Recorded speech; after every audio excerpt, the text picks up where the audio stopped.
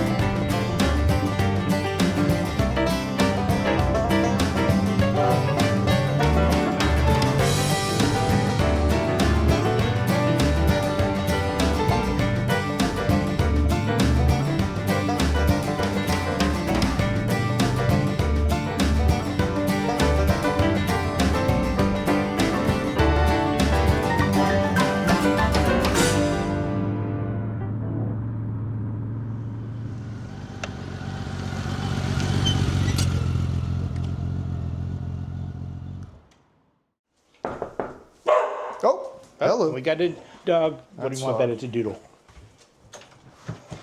Hello. And we have a doodle. Yeah, world's most vicious creature. Hey, Matt, Sean Graham. Hi, Sean. Matt Kressin. Come on in. Hey. Just for your information, on the camera, on the video. Yeah. Let's see. Oh, hello. On the video, I introduced that I first learned of you from your boxes. And I think I even saw you at, Austin has these studio tours twice a year, East Austin, West Austin. Yes. Did you work one of those? I've worked a couple of those. The East Austin studio tour has always been, before they merged them, it was always a bigger draw just because it had a better time of the year. And just cooler. Was it hot? Yeah, I was going to say you can be outside. So I had a good friend of mine who was a ceramist, had his own kiln in the backyard.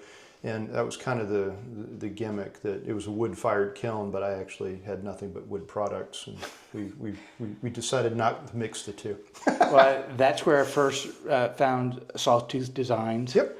And then I started seeing your name in a lot of the shows for furniture. So did you start out making boxes and moved on, or did I get that just because I noticed the boxes first? I started off, it's been about 13 years now, because I think I bought my first major tool, my first table saw, my only table saw, in 2013. And so at that point it was a lot of boxes and a lot of cutting boards, because I didn't know how to make anything else. This is all kind of YouTube videos and self-taught stuff. But I've always been interested in building things. History of growing up with Legos, and, shutting my door, leave me alone. I'm going to build for 5 or 6 hours. I'll come out when I'm ready. And so, that's kind of where it all started. And, the best thing about woodworking is you get to build your own Legos. Well, we're in your house, so how about you show some of the pieces? I assume your pieces are in your house. Oh, You can't get rid of them unless you sell them. I would love to have my own standalone gallery, but Austin's great for galleries, and maybe one time or another I'll find enough people to do a group consortium. They take too much money. It's like half or 60% nowadays. It's just ridiculous. Well, if you own your own gallery, maybe it's like a co-op, then it works out. This is kind of a fun piece. This is just a pilot boat. I think it's 1806, 1804, something like that. Pilot boat. But this was a kit model that my father, who has since passed, and I built. It was the senior year of high school. And so in terms of like building things out of wood, and then I built the case many, many years later. But that's kind of where the bug started. That and growing up in Tennessee. Y'all had a lot of wood. Yeah, nice variety of wood. East Tennessee, and took a field trip as a kid to the Museum of Appalachia, and it was very cool. Especially, there was a whole course on dulcimer making, and I'm still fascinated with luthiers and people who can do that. So cool. Here's one of the boxes. See, this is what I noticed by his boxes is he always does an inlay, and I think who was that? The Mark with the TV show, not the Wood Whisperer. It's not Frank Strazza work. No, but he always told everybody you can build furniture, but if you want to double the price on it, put an inlay on it somewhere. It's interesting you should say that, because I started off with inlays because that was kind of like where I already had my 10,000 hours in an unrelated job, and so detail work has always been easy. It was actually putting together the bigger stuff that was the challenge. And surprisingly, it doesn't take too many tools to do it. Yeah, and the worst thing about it in terms of detail work, though, is you suddenly find yourself not able to throw out anything because any piece of wood is big enough to work with. Yeah. But that's a fun box. This has got like 7 or 8 different types of wood in it, from like crepe myrtle, pecan. I was trying to think. Paying attention to the grain. This is another thing I've always noticed on all his work is paying attention to the grain. One board wrapped around, that's where they met. But this is my Austin box. Obviously, it's got a picture of the Capitol with the guitar and the bat bridge, and every single piece of wood in that is from within a 1.5 mile radius of this house. Cool. So it's kind of a fun deal. Okay, I saw that at Kerrville. Was it this year or last year? God, last year. It was last year. It's last year on the cycle. So yeah, this was the this inlay, is my Texas demi-lune. marquetry. But look at this. The grain on the front board, pretty much going around. And I like that, how he did all the legs. If you notice, looking up top right here, they're riffs on. So the grain goes diagonal. That way you get long grain on each side without it getting cathedrals. Little points like that I like. Yeah, I appreciate you pointing that out. That was definitely a labor of love. That entire tree, and you can tell because of the modeling on it, was a sick tree. It's Texas ashwood with cherry features. But that tree, I got a call from my minister that there was a Texas ash tree on the church campus that was ill and had to come down, and did I want any of it? And so I ended up taking a chainsaw and harvesting that tree, and because of that whole project, I ended up, I'll show you later, I built a neighborhood-sized solar kiln just so I could dry that wood out to the proper moisture content to build all that. It's also the reason why I took a lamination class later on, because I didn't know how to do that. So I learned some things. I remember seeing this box somewhere. Oh yeah, yeah. That's one of the first Splines. Yeah, this is one of the first ones that I ever built that I was like super proud of. And so it's got some cranes on it, kind of in a it's a Western take on an Oriental design. But I had a friend of mine who has since moved, who's a ceramist, who made these just really cool kind of black and white or dark blue, gray teacups that go in there, and that's kind of this whole little coffee set. And that's the kind of stuff you were making in the beginning. And then it was one of these things where I told my wife, I should probably sell that, and she's like, no, you can't sell that one. So I had to make others. But see, the thing is, you make little things and they say you can keep it. You make big things, they say you got to sell it. Yeah, as we'll see, that we're playing Jenga with how much, or that's the tile game where there's only one space and you can move things around. I remember this chair. Yep. Here's what I remember about the chair. May I move it for a second? Yeah, absolutely. We can pull it out. We can show the back. I was really pleased. Nobody pays attention to the back design designs of chairs, and that's what he did. Look at how all the grains straight, Look at this piece right here. Obviously cut out of a solid board, but can you see he found a board that had curve in the grain to get that matched in there. Yeah, that was one of those things where, if I had to do it all over again, I would probably make some of those boards a little thinner, because it's solid walnut. That is not a small weight to bear. But it was one of those situations where I did all this design work, did all this planning. It was based upon a chair I'd seen on a trip, and then discovered that I didn't know anything about upholstery or cushions. I still don't. And so when I did all the practice work and I finally got to this stage and discovered that it's the perfect chair for someone who's shorter than 5'4". So my wife loves it, but everybody else who's like my size and bigger, it's like, this doesn't feel right. And it's like, yeah, I know. So another one of those things that I can't get rid of because my wife likes it. No, I like it too. Cool. This was another piece in the show. Like I said, Texas Furniture Maker Show and I have a multiple year relationship at this point, and I've always, been so appreciative of the judges' critiques and just having the conversation with other makers. You just get some amazing ideas. But yeah, this is another one of those where, if you're going to make something in the Portlandia way, put a bird on it. There you go.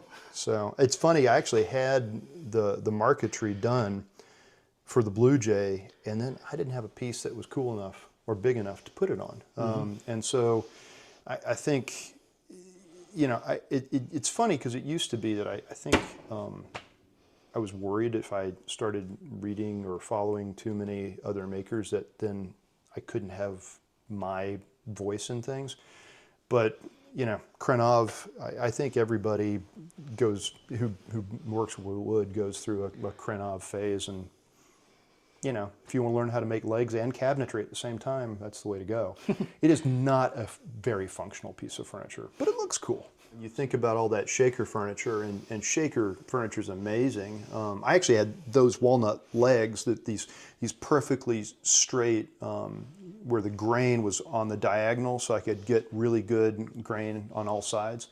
I had those setting back for like 2 years before I actually had that built, because it's like I found those in the lumber yard, and it's just like, you know, if you want to be a good chef, buy good groceries, you know. And I got to pick through the produce. It's going to cost me the same amount. I might as well get the best I can get. Let it do the lifting. And so, you know, I had those pieces of walnut set back, and I finally had an opportunity to use it. But yeah, the legs were never going to be any bigger than that. Yeah. What I was going to say about the Shakers is that, you know, I think there may be a reason that their furniture is that skinny, because they didn't have kids running around breaking it all the time. I don't think I could get away with legs that thin, at least not in my earlier days. So this was actually, I think, probably my first piece of studio furniture that I ever built. I'm going to call it studio furniture because it was a one-off. And it's just, yeah, it's a sliding dovetail for the top, and it's actually, you can't tell because it's kind of covered up, but it's held in place by, you know, like a single dowel pin in the middle. But there's tear out on this. I mean, number one, word to anybody, and I'm filled with mistakes. Let me tell you. Don't recommend using hickory as or hickory pecan as your first wood for building furniture. You learn really quickly that you need to learn how to sharpen everything too. But this was a design that I ended up building a larger, you know, console table, and that was my first entry as an apprentice to the Texas Furniture Maker Show. So this was like the 3/4 scale of that project. You know, that's another one of those things where my wife wanted a plant stand, so I thought, okay, I'll just use this as an opportunity to do a mock-up of a piece that I wanted to build anyways, and it ended up being, you know, several months later than she had requested it. So here's the bedroom, and in here is last year's Furniture Maker piece. I do try to sell these, but it's challenging to find the right customer. It's interesting here. Only recently, I've kind of finally met some interior designers that I seem to be on the right page with. I think that's a lot of those shows. That's whether you're putting your best stuff out there to show off. Mm-hmm. So you make the contact, so people will contract you for stuff. They're not going to. They don't buy that. Very rarely do they buy what's in the show. No. But they make. Oh, this guy can make this style. They put it in their Rolodex, and when they have a client that wants that style, they end up calling you. That is the hope. That is the hope, and it works out on occasion. It was good for. Okay, you are struggling. Cats. Yeah, these are the cats. You know, they will be around. They've been in several pictures with some of the marketing on my website, and fortunately for me, they only want to be paid in food, so I'm working out pretty well with that. Well, I think one of the big design changes right here was with your legs. Instead of tapering solid woods, you basically made a stack of 9, and that kind of goes with that. What is it, Art Deco somewhat style? This is Frank Lloyd Wright. So yeah, it's in that prairie style of that early 1900s era. The specific inspiration for this piece was the Roby House, which is in Illinois. But the long and the short of it is, yeah, I asked myself, you know, why make 4 legs when I can make 36?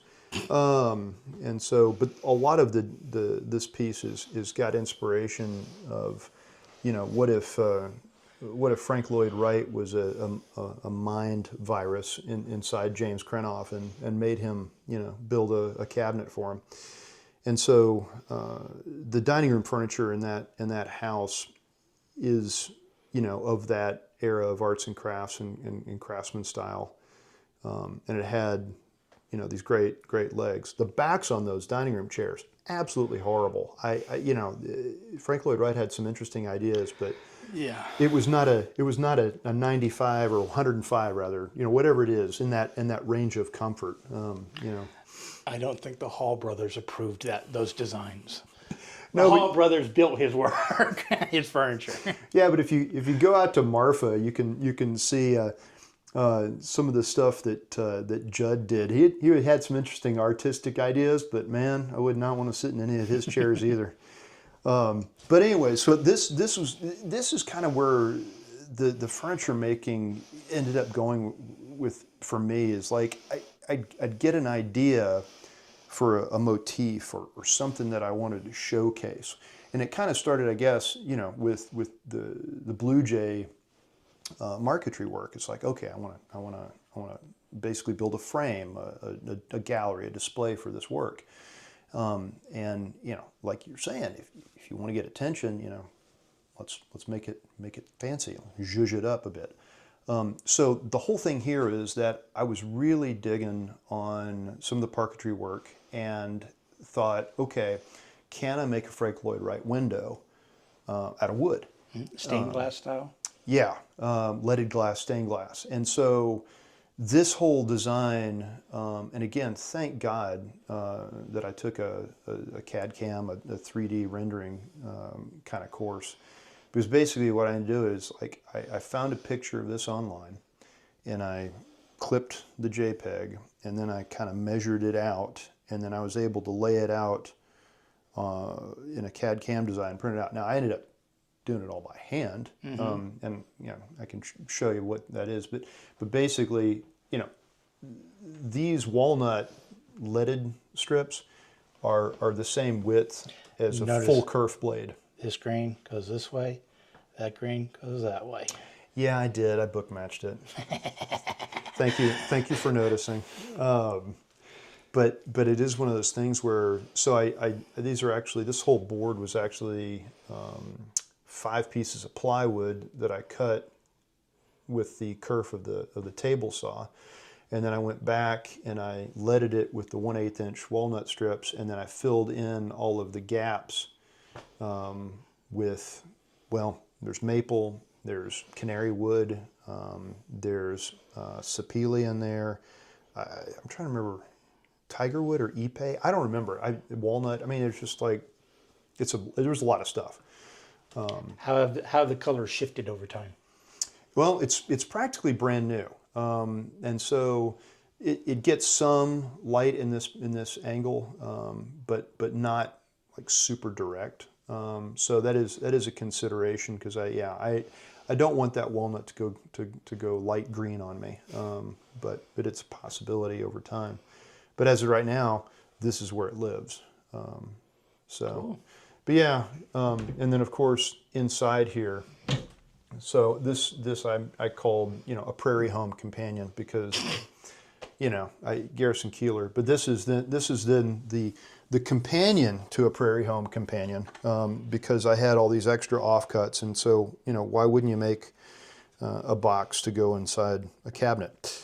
But it is another one of those kind of good comparison. That one's been sitting inside. Look at the color variations already. Yeah. So you're definitely getting that maple. The maple is darkening. These are kind of coming. Or it might just because they're next to it. It looks like. Oh no, down. I think there's some difference there.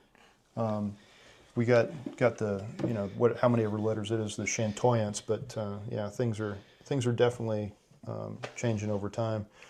But yeah, so it was a really fun piece to build, and another one of those where. I may have to admit that I have a problem with riffs on white oak. It's expensive as heck, but pretty to work with. How much time? I don't know.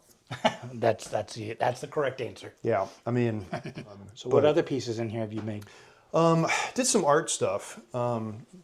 So yeah, this is like I made this a million years ago. I think this was one of those things that. Before I bought the table saw, the first thing I ever bought was a DeWalt miter saw, and so just a chop saw. And so I found a bunch of salvaged siding, and then I don't know if this is Austin-inspired art, but it seems like every woodworker goes through this phase at some point in time in Austin. I think it's funny you should say that, because there are times when I especially as you kind of mentioned, like. The reason I have such a small shop is because I would have to pay the property taxes on a larger shop, right. But also, so the cost of living is what it is. But the designers here, the people looking to furnish their homes, the woodworking community that's also here, or in this general area is remarkable. Some of the greatest and nicest and most, giving people that you will ever meet. It's funny that that very first piece that I had out there, that plant stand, I didn't know how to attach the top to it. And I was asking people in the area, and a guy named Aaron Fox said, have you thought about doing this? And I was like, no, that's brilliant, thank you. I entered the bigger version in cherry in the show, and I sold it. It was the first piece of furniture I ever sold too. And so it's just like, it's cliche, that whole takes a village, but man, I could not be more grateful and respectful of the people in this city. It's a great place to be. So that, and then this is which one you want to start with? Another box? There you go. This right here is the most ridiculous piece of marquetry I've done to date. It's all stained sycamore, maybe poplar too. And how'd you get the finish on the curly maple? Different dyes and then sanding back? Well, this was also the first of my trip-inspired pieces, because this is actually a chunk of flame mango. Mango. This is mango wood. Okay. That I shoved in my suitcase when we were coming back from a trip to Hawaii. Okay, you want me to edit that out? Because that It's from Hawaii. It was paid for. Oh, okay. It was from Hawaii. It was dried out. It was reported. They looked at it. No seeds. No foreign meats. Whatever. But actually, this is mango wood from Hawaii. And so I brought it back in my suitcase. I also brought back a chunk of stuff called monkey pod, which is like kind of poor man's koa. Yeah, a lot of turners like Oh it. yeah, of course, yeah. And so, but anyways, this stuff, I was like, okay, this is amazing. What do we need to do with this? And both my kids are Magic the Gathering kids, and so this is a dragon off a Magic the Gathering card, and I just decided, okay, let's I tell you, I don't know if I could do this now because I've since moved into the need for bifocals. So I'd have to probably break out my surgical loops to actually get that right. But it's just one of those things where it's like, if you're going to go big, go big. And so this whole thing, interestingly enough, individual tea bags and Magic the Gathering cards and sleeves are the same width. So when they outgrew at Magic the Gathering, it became a tea toad. It's another one of those boxes that's like, I should probably sell this, but then I realized I don't think I'm ever going to do a piece of marquetry that crazy again. Not anytime soon, at least. So that's another one of those that's kind of into permanent collection. Those are your primary galleries. I think what we want to see is how you made it. The world's smallest and potentially most inefficient shop. Well, I can go with inefficient, but not the smallest. Well, come on back. Fortunately for us, we got a beautiful day. Yeah, got lucky.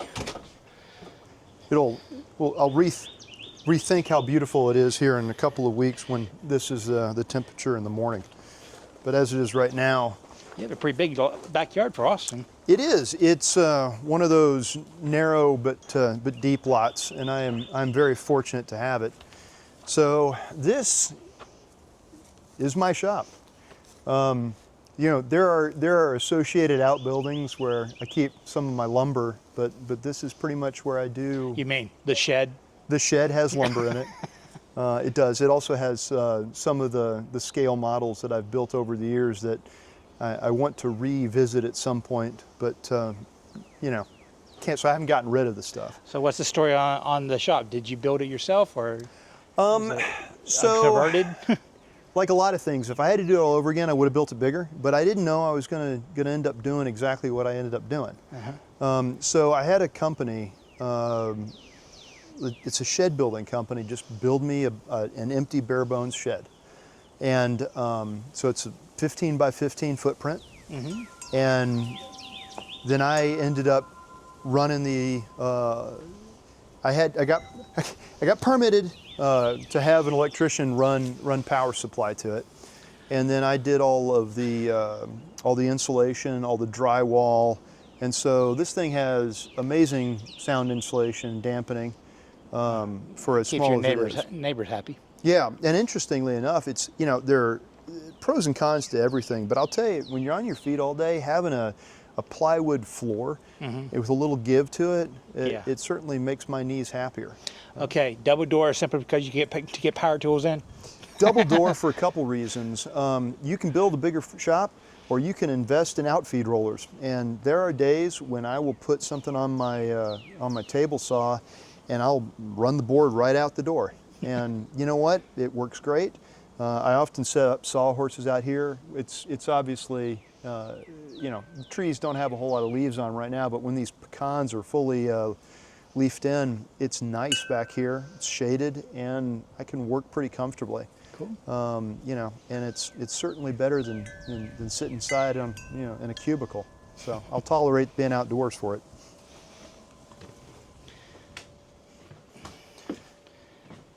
So we're kind of in the middle of a couple of different things right now. Normally, yeah, you may want to move the door stop.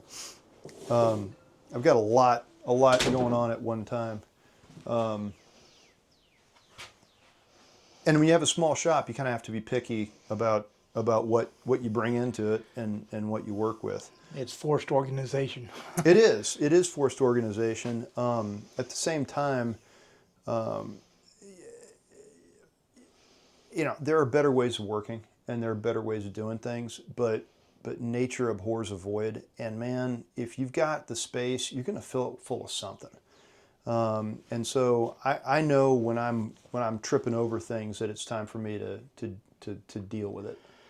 So, but yeah, so I pretty much kind of built the shop around the table saw and then the bandsaw. Everything's on casters, so it moves in and out.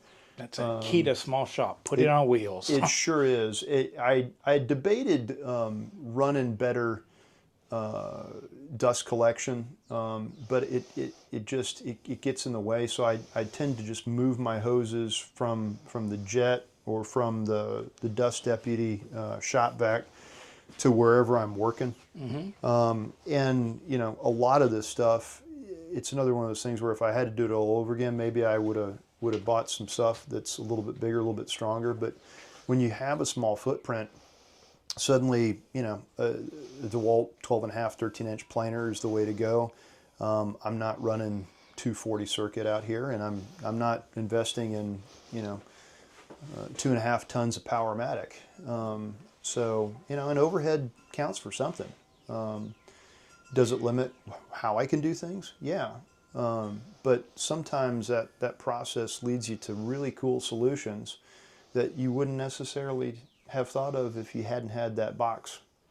So it works out. Everything you've built, I mean, it is somewhat human scale, so it's not gigantic things. Even a table, I mean, you're only building one leg at a time, so this is more than enough space, and then just assemble it or test fit it outside. It's true. I've built a couple of 9-foot plus tables, which with extensions and whatnot, and it's a little interesting, and maybe as I get older, it'll be something I may not do, simply because there's a certain amount of hurdles that you have to kind of jump over, but I get away with it, and it works out really well. The only thing I don't have in the shop that I have to borrow. And again, there's plenty of places here in town that are willing to work with you in terms of that, whether just on a friendship basis or on a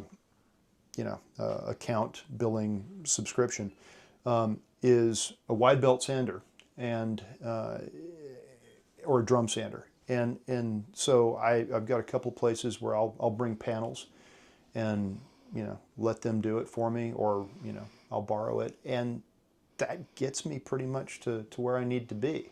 I've built, I actually have a router sled that I use for flattening slabs. I bought one of those spoil board bits from Whiteside, and just 2 parallel boards and a lot of going back and forth. And so, it's CrossFit, it's body by woodworking. The advantage of doing that outside is you got free mulch. for your yard? I do. You don't have to sweep it up. I do. Yeah, I do set the sawhorses out underneath the trees, and yeah, everybody benefits. So. Okay. Well, walk us through. We come in. You're processing your board from scrap, so you start out on the bandsaw to make it generally straight. I do. You need to straighten something out. Straighten a board out like on a jointer, but I don't see a jointer here. So how do you straighten them? Depends. Or do you even need worry about being them straight? Depends. Sometimes it matters. I've been working with a little bit more curved forms, but you still need straight boards every once in a while. Again, it comes down to picking your groceries, and so I do a pretty good job with that. And then if it's a piece of wood like lumber that I've salvaged, you know, whether off the ground or you know, someone's given me a phone call that had a tree come down, and I'll go out and get the lumber. Well, I'm noticing. I mean, you obviously joint boards. So Yeah. how are you getting the joints? So if it needs to be flattened, I'll do the flat board trick where I'll have a piece of plywood and I'll wedge the board that's wobbly and hot glue it to that, incremental planing on my planer. And then to get it jointed, once it's flat, it's pretty easy to use the table saw, but occasionally I'll have jigs where I'll have a wedged jig, and you know, I could find it for you, but basically it's an angled jig with hold downs that allow me to get that first flat edge. Yeah. And then A jig on a jointing jig on your table saw, Yeah. and you got your straight edges for glue ups. yeah, and then the one thing that I do that's a little bit weird that I don't think anybody else does, or at least if they do, they're not telling me about it, is I cheat, and I learned how to. I came up with this method when I was doing a lot of in-grain cutting boards, and I put one of these 120 grit adhesive pads on a table saw sized flat plate, and I'll put that in my table saw, and it will remove all of my saw chatter and marks and get it just as smooth as can be, where you can put water on both sides and that'll hold it together for at least a few seconds. So that kind of has eliminated my need for a jointer. Is it always tricky? Usually, but I've got the method for it. And like I said, you can build a jig for a spoil board router, and you can flatten things that way too. So that's how, through using the thickness planer on multiple ways, you can flatten it and then thickness it. Use a jointer to make it 4S, and even cross cut it to make it 6S. And then bandsaw for all your curves. Yep. Okay, my question. Do you actually use a drill press much? Oddly enough, I do. You do? Yeah, again, it kind of goes back to some of the things, how I build things. Like, again, it's a small shop. I don't have a ridiculous amount of clamps. And so a lot of the ways that I join furniture components together is I'll do draw bore mortises. And so you can set that up, the components up on the drill press to make sure they're at a 90 and properly squared up. And then I'll use the dowels to actually pull my glue ups together so that I can eliminate some of the clamping. So I use that For those of y'all that don't know, draw boring is basically offsetting holes. So as you drive a pin through, it has to weave its way around, and thus drawing the other board in. Yeah, and so I do a lot of hand cut mortises that way, and so it works out. Cool. Okay, and we got a piece in progress right here, obviously, because I noticed the tape used as spacers. Yeah, that's actually just to keep it off. I have my the secret high polymer drawer tape, which I'll be putting in there, so that if you want that smooth, no friction wood to wood contact, you can use that. But yeah, this is a commissioned work. This is actually two nightstands, they're just stacked on each other. So this is a piece I've been working on. The case work is actually cherry. but it's been ebonized with India ink, and it's got a couple coats of Osmo hard wax on it. So it's the first time I've really done an ebonization before. I tried a couple of different ways with the steel wool and it's really strong acetic acid, and that worked okay for oak, but not for cherry. India ink. Yeah, Did you look at the date on the bottle? it's brand new. Brand new. I struggled with India ink until a guy came to my shop and looked at the date of the bottle and he said, "Dude, that's 5 years old. Go get a new bottle." Yeah. It's shellac, and even once you mix shellac up, it deteriorates over time. It won't last forever. So No, when you buy it's India fair. ink, you got to look at the date label. Yeah, there are another. I also probably need to invest into some of those. I can't remember. It's the stop waste bags because yeah, I've got a lot of stuff where it's like once you crack a can of that Osmo hard wax, then it is gellifying in the can as we speak. So you have to use it as quickly as you can. But no, that India ink super black up in my shelf of flammables. Yeah, so I like the way it's working. It's turned out well. There's just enough of the show through that it works out. But yeah, this is a piece that, again, kind of developed in my brain, and I've got the details for. So that's what it looks like. So it's going to have walnut and these are these tiles, which I'm still in process right now. So into the geometry of things. So this is leopard wood, and it's got that really funky medullary ray pattern, similar you see in like sycamore. Absolutely some of the nastiest stuff I've ever worked with. It is brittle, it is sharp, it will put holes in your hands. And I want to use gloves, but I'm working with a saw stop and I don't want to put anything between me and heaven forbid something would happen. So I can tell you just in very little shop time, I have taken a lot of splinters out of my fingers. But it's pretty, so you make that allowance. I have noticed that back here, when I look, you have a pretty high-end scroll saw. I am jealous. Next caliber. Oh yeah. Should I move things out of the way? No. Okay. Yeah, that was right after. It's funny in the world of CNC. World of CNC, and you have the top-of-the-line scroll saw. I do. I have a top of the line scroll saw. It is one of those things. Let me ask you this, okay? Because I taught technology in high school for almost a decade. And the whole reason I got into woodworking, because when I went home, I didn't want to touch a computer. Yeah. So hand tools was my escape from all the technology during the day. CNC operator or CNC, and then you come in home to that. Yeah, I tell you, I wish I did use more hand tools. The more hand tools you have, the less you have to worry about dust collection. Yeah, it was another one of those things that early on, I was doing so much inlay work, and that's what I was good at.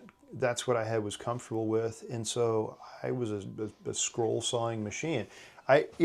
Between that and carbon paper, I'm the cutting edge of the 1930s. And your hand tool collection, mainly carving tools, I'm noticing. Yeah, I have a lot of gouges and chisels. I mean, relative to what else I own, I've got a couple of things that were kind of hand-me-downs. So this one is because neither my father nor his father were woodworkers. But yeah, this was my grandfather's Stanley Bailey number 3. And I'm trying to. I looked up the age on it at some point. It's over 110 years old. I mean, it's 19 something or other, and it still has all the good original steel on it. I do need to probably freshen up a little bit. It's getting a little bit of corrosion on it. But I have a couple of planes that I do use on occasion. But I'll tell you, I really am a product of the power tool age. would Nothing rather wrong with that. I would rather build my jig and run that like those tapers on that demi-lune table. I can't imagine trying to do that with a hand plane and all that interlocked grain, especially in that particular tree, knowing that it was my drying process. So there were some checks in there that I knew about that I could not necessarily have predicted. And also, the borers got after it, so Yeah, a but little bit even everything. I have to admit, once you build your tapering sled jig, it takes what 20 seconds to taper a leg with. Yeah, and then like that one up there it's kind of like the wall of fame because I've got the same tapering jig that I've used a bunch of times, and so you mark on it with your ruler and your pencil, and you write what this angle is for with this and this date that I did it on, and then I can move the hold downs. But it's nice to go back and look at that and kind of walk through some of the things that you've kind of forgotten you've done. Okay, so here are the questions. Okay. Do we need to sit down, or I guess Nope. there's no place to sit There down. is no place, no chairs either. Well, there is, but I usually stand on those. The tool in this shop you most want to upgrade. My sad, pathetic router table that I purchased from like Lowe's. I needed a router table. I'm actually in the market to It's one of those Bosch MDF ones. It is. It's horribly embarrassing. I covered It it. gets the work done. I covered it in plastic or whatever. I can't remember what polymer that is. Melamine. Yeah, it's a different material. You can buy it in big sheets to give it, because it's so imprecise because you're like run the piece of wood in there, and then there's like the gap filler between the bit and the table, and it goes dunk, and then you look at this perfectly screwed up piece of trim that you've coved out. So I Have you desperately drooled need it. over the wing, saw stop winged router that fits right in there? I have thought about that, and I've debated doing it, and I might end up building one on my own That's with a why. lift. But yeah, so that's something I desperately need to upgrade. And everybody needs more clamps. You can never have enough clamps. But a lot of my tools, like I said, they're big box tools. I got a couple of Bosch routers I've been happy with. I do my research and read about what affordable entry level things are? Yeah, I do. I just noticed his hand power tools are. It's once you buy them and they're working, you can hold on to them because generally the corded ones have more power and are more reliable. It's true.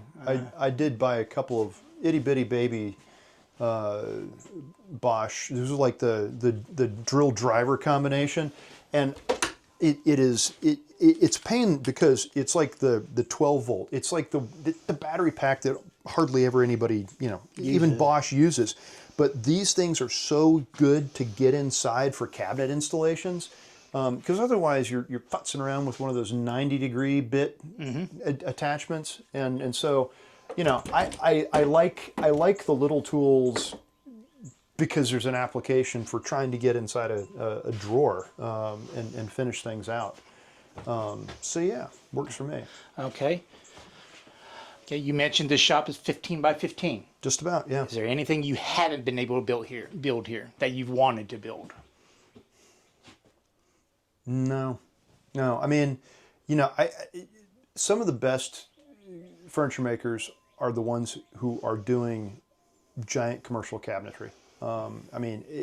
Either they don't have time, or they can't, or they just haven't tried. But I guarantee you, those big cabinet shop guys, they can have all the business all day because I'll never build a wall of cabinets in here.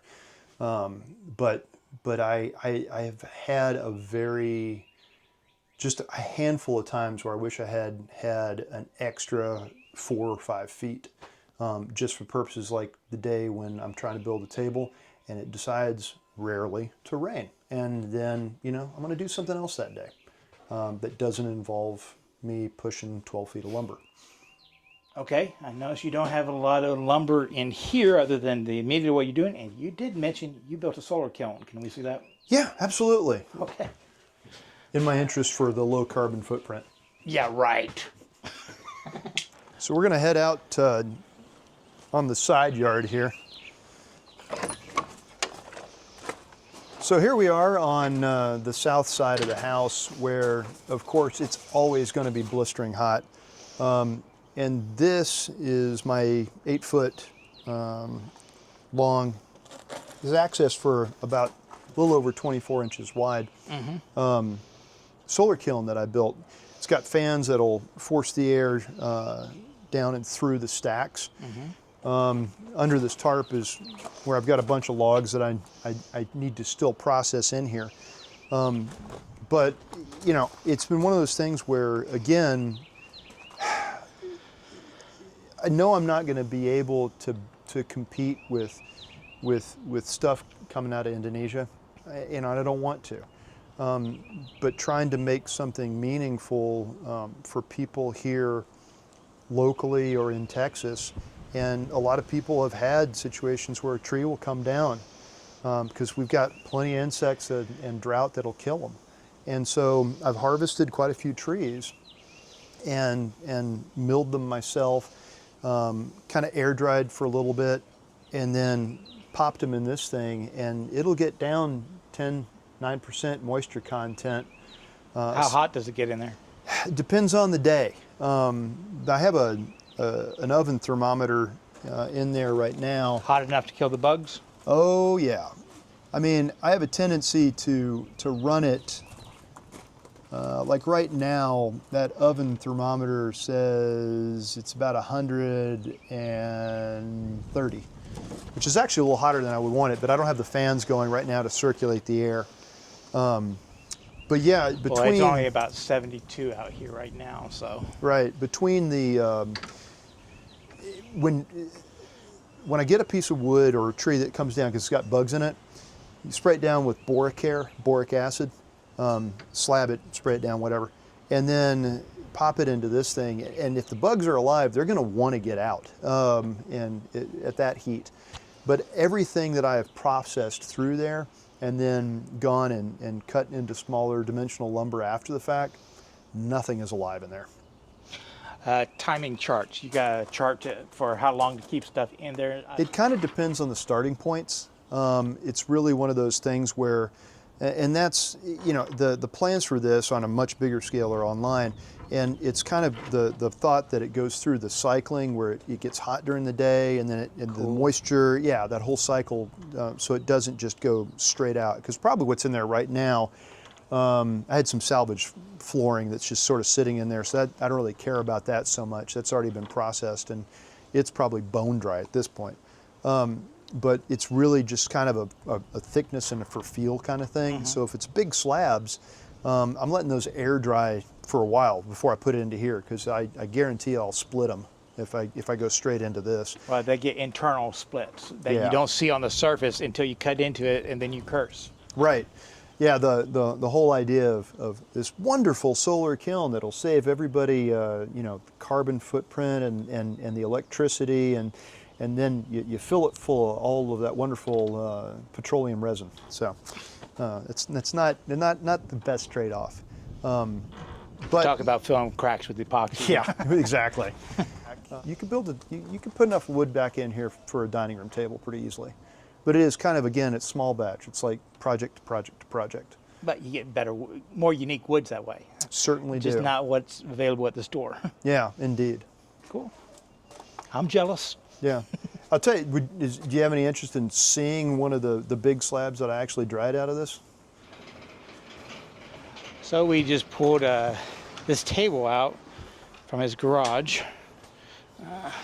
I imagine we pulled it out of the garage because his wife doesn't want us to advertise all the stuff they have in there called organization.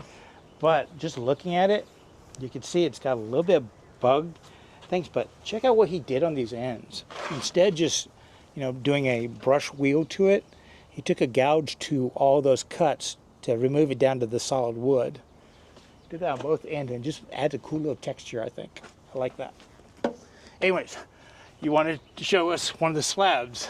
Yeah, so this used to be about 9 feet long.